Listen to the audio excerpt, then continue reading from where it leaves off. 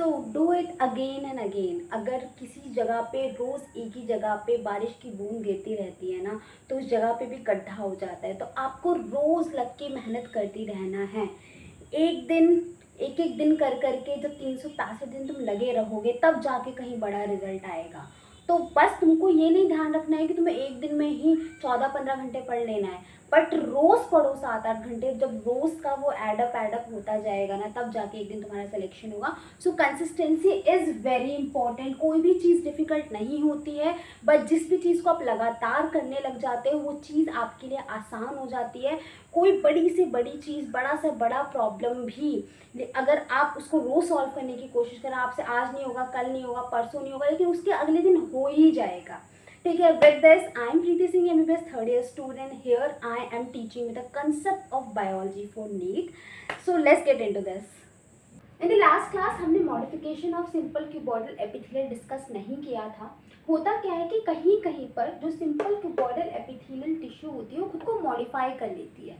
ठीक है, एक तरह की अडाप्टेशन है जहाँ पर ज़रूरत होती है इस तरह की मॉडिफिकेशन की। क्या होता है कि ये जो क्यूबॉइडल सेल्स होते हैं सिंपल क्यूबॉइडल एपिथेलियम में, इनके ऊपर माइक्रोविलाइज आ जाती है। तो अगर माइक्रोविलाइज आपको देखने को मिले आपको सिंपल क्यूबॉइडल एपिथेलियम में, तो उस तरह के हम एपिथेलियम को कहते हैं ब्रश बॉर्डर क्यूबॉइडल एपिथेलियम।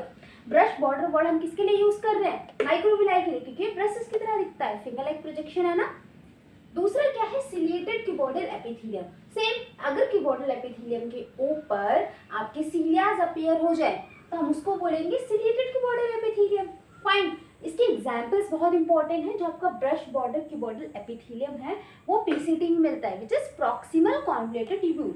और सिलेटेड क्यूबॉइडल एपिथेलियम कहाँ मिलता है? स्मॉल ब्रोंकियोल में। और ये पूछा ही जाता है, ब्रश बॉर्डर एपिथेलियम का पीसीटी में मिलता है, याद रखना। सिलेटेड क्यूबॉइडल एपिथेलियम का स्मॉल ब्रोंकियोल में मिलता है। देखो, ये सिंपल क्यूबॉइडल एपिथेलियल टिश्यू है। इसकी फीचर्स क्या क्या है? इसमें इसके जो सेल्स होते हैं वो टॉल एंड सिलेंडर शेप के होते हैं। ठीक है, एक तो लंबे लंबे होते हैं और सिलेंडर शेप के होते हैं। ठीक है, इसलिए इनको कॉलम लाइक सेल्स बोला जाता है। ठीक है, और इनका जो न्यूक्लियस होता है वो ओवल शेप का होता है। ठीक, यहाँ पे भी सेल्स जो होते हैं बहुत पास पास होते हैं, तो कॉम्पैक्टली अरेंज्ड होते हैं। इनका फंक्शन क्या है? Same as cuboidal epithelium, secretion, absorption और एक्सक्रीशन का ही काम ये भी करते हैं। ठीक है, इनकी मॉडिफिकेशन की बात करते हैं। तो अगर कॉलमनर सेल्स पे माइक्रोविलाई आ जाए तो उनको हम कहते हैं ब्रश बॉर्डर कॉलमनर एपिथेलियम, जो कहाँ पे प्रेजेंट होता है? आपके स्मॉल इंटेस्टाइन और गॉल ब्लैडर में प्रेजेंट होता है। इसको याद रखना है कि brush border columnar epithelium present होता है स्मॉल इंटेस्टाइन और गॉल ब्लैडर में। ठीक है, इसी तरीके से ग्लैंडुलर कॉलमनर एपिथेलियम कहाँ पे प्रेजेंट होता है? आपके स्टमक, कोलोन और रेक्टम में। ग्लैंडुलर कॉलमनर एपिथेलियम का क्या मतलब है? जहाँ पे भी ग्लैंडुलर वर्ड आ जाए उसका मतलब है कि ग्लैंड प्रेजेंट होते हैं। ठीक, तो that is glandular columnar epithelium. और brush border glandular columnar epithelium का क्या मतलब है? ब्रश बॉर्डर मतलब कि उस कॉलमनर एपिथेलियम पर आपके माइक्रोविलाइज प्रेजेंट होंगे। ग्लैंडुलर का क्या मतलब है? कि उस कॉलमनर एपिथेलियम में ग्लैंड्स भी प्रेजेंट होंगे, इसलिए हम इसको बोलते हैं brush border glandular columnar epithelium. ठीक है, कहाँ पे प्रेजेंट होता है? आपके ड्यूडेनम और इलियम में। याद रखना है एग्जाम्पल्स। एक आपका होता है सिलिएटेड कॉलमनर एपिथेलियम। सिलिएटेड का मतलब क्या होता है? सीलिया प्रेजेंट होगा। तो जिस कॉलमनर एपिथेलियम के ऊपर सीलिया प्रेजेंट होता है उसको हम बोल देते हैं सिलिएटेड कॉलमनर एपिथेलियम।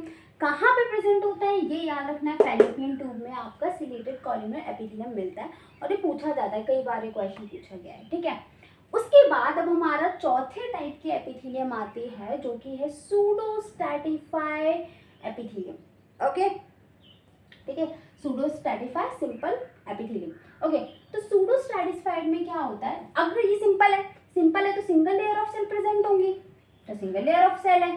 ठीक है, इसकी खास बात क्या है कि इसमें दो तरह के सेल्स प्रेजेंट होते हैं, एक लॉन्ग सेल्स और एक शॉर्ट सेल्स। लॉन्ग सेल में होता है ओवल न्यूक्लियस और शॉर्ट सेल्स में होता है आपका राउंड न्यूक्लियस। ये चीज याद रखनी है। और यहाँ पे भी आपका बेसमेंट मेम्ब्रेन प्रेजेंट होता है। ठीक है, आपके सूडो स्ट्रैटिफाइड जो होते हैं वो दो तरह के होते हैं। एक होता है non ciliated pseudo stratified epithelium, दूसरा होता है ciliated pseudo stratified epithelium. Okay, अब जो नॉन सिलिएटेड वाला है उसका एग्जाम्पल क्या है? देखो, नॉन सिलिएटेड का क्या मतलब है? कि सीलिया नहीं है। तो वो सूडो स्ट्रैटिफाई एपिथेलियम जिसके पास सीलिया नहीं होता उसको नॉन सीलिएटेड सूडो स्ट्रैटिफाई एपिथेलियम बोल देते हैं, और जिसके पास सीलिया होता है उसको हम सीलिएटेड सूडो स्ट्रैटिफाई एपिथेलियम बोल देते हैं। इसके एग्जाम्पल आपको याद रखना है। नॉन सीलिएटेड सूडो स्ट्रैटिफाई का क्या एग्जाम्पल है? Middle part of male urethra.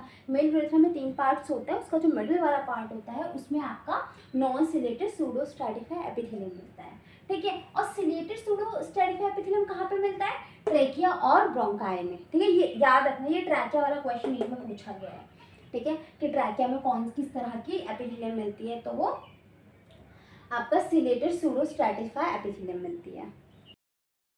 Okay, सो अब 2 तरह के और सिंपल एपिथेलियम बचे हैं, सीलिएटेड एपिथेलियम और ग्लैंडुलर एपिथेलियम। सीलिएटेड एपिथेलियम में सीलिया प्रेजेंट होता है और आपका वो स्मॉल ब्रोंक्यूल में मिलता है। ग्लैंडुलर एपिथेलियम में आपका ग्लैंड प्रेजेंट होता है, वो आपका मिलता है स्टमक, यूट्रस और रेक्टम में, ठीक। कंपाउंड एपिथेलियम हम कल के लेक्चर में देखेंगे। This is it, and please पढ़ते रहो और कंसिस्टेंट रहो, रोज़ पढ़ाई करो, एक भी दिन कोशिश करो कि एक भी दिन स्किप ना हो, ठीक है। और thank you so much for watching the video, and जिसको भी मतलब इन वीडियोज़ की ज़रूरत है please share to your friends.